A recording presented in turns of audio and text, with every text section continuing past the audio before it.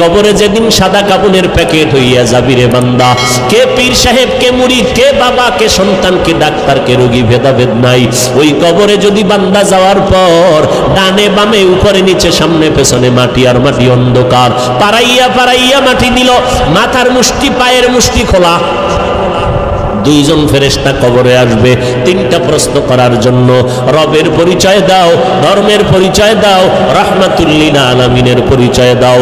ওরে দুনিয়াতে যারা বিদ্যাঙ্গুলি দেখাইছো আর বাহাদুরি করে বলছো আমরা টুপি পরবো না, নামাজ পড়বো না, ওলামায়ে কেরামের কথা মানবো না, বরং বিরোধিতা করব, নবীর তরিকায় চলবো না, আল্লাহর হুকুম মতে কোরআন পড়বো না, নবীর আদর্শের সুন্নতের জবাই করব, এরা এই অবস্থায় যদি কবরে যাও ওই তিনটা প্রশ্নের জবাব দিতে কেউ পারবে না। নবী বলেন তাৎক্ষণিকভাবে আমার আল্লাহ রাগান্বিত হইয়া ফেরেশতাকে বলবে, ও কবরের ফেরেশতা, এই নাফরমানের আর সুযোগ দিও না, এখনই কবরের জাহান্নামের বিছানাটা বিছাইয়া দাও, জাহান্নামের সাথে একটা রাস্তা বানাইয়া দাও। কবরে জাহান্নামের আগুন একটা না দুইটা না 70 থেকে 99টা সাপ কবর এসে ভরে যাবে। আমার আল্লাহ রাগান্বিত হইয়া কুদরতের আওয়াজ দিয়া বলবেন, ও কবরের মাটি, এই গুনাহগার নাফরমানের দুই পার্শ্ব থেকে জোরে জোরে চাপ দাও।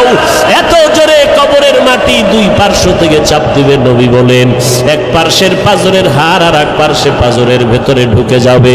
ও আল্লাহর বান্দা, এইরকম আযাব একদিন আর দুদিন না, কিয়ামতের সিংহায় ফুৎকার দেওয়া পর্যন্ত কবরে হতে থাকবে। ওই কবরের আযাব এত ভয়ঙ্কর, এত মারাত্মক।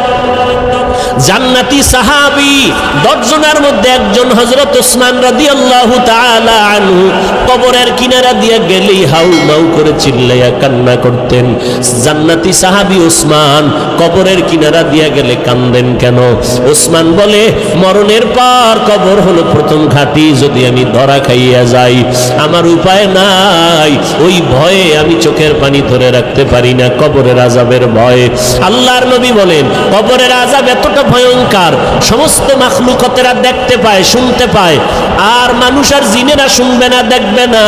এই জন্য দেখা যায় কত গুনাহগারের কবরের পাশে গরুর গোয়াল ঘর, লাশটা দাফন করে সবাই চলে গেল, সকালবেলা উঠে দেখে গরু একটাও গোয়াল ঘরে নাই। একটা গরু পেঁচাইয়া জায়গায় মরে গেল, আবার কিছু গরু রশি ছিঁড়িয়া পালাইয়া গেল। আবার অনেক সময় দেখবেন কবরস্থানের দিকে তাকাইয়া কুকুর ঘেউ ঘেউ করে চিল্লায়, কারণ ওরা কবরের আযাব দেখতে পায়, শুনতে পায়, কবরের আযাব সহ্য করতে পারে না রে বাবা। আল্লাহর কাছে তওবা করো, যার কপালে হেদায়েত আছে আল্লাহ তার এই ময়দান থেকে হেদায়েত দিয়ে দিবেন, চোখে পানি আসবে।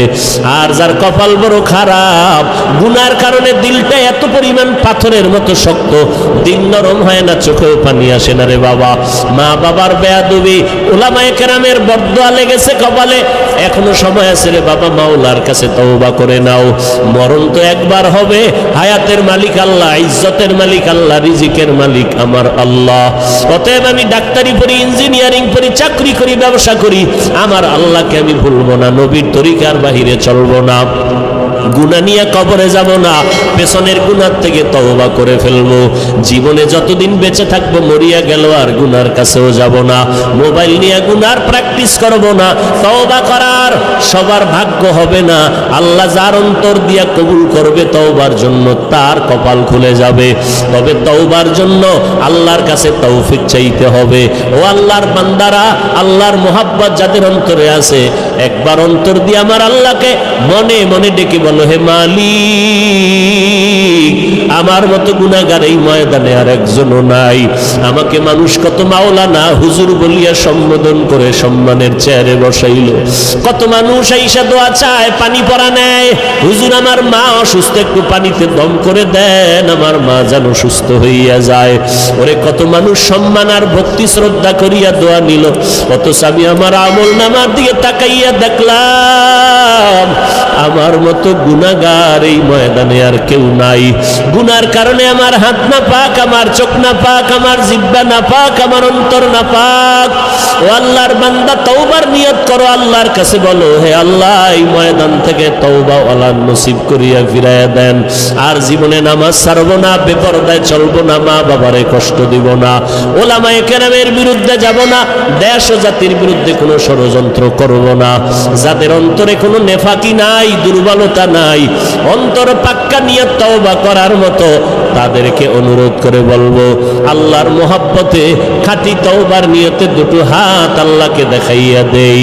আয় আল্লাহ আমাদের হাতগুলো কবুল করে নেন, তওবা কবুল করে নেন, তওবার উপরে মজবুত হইয়া চলার মতো তৌফিক দান করেন, আমিন।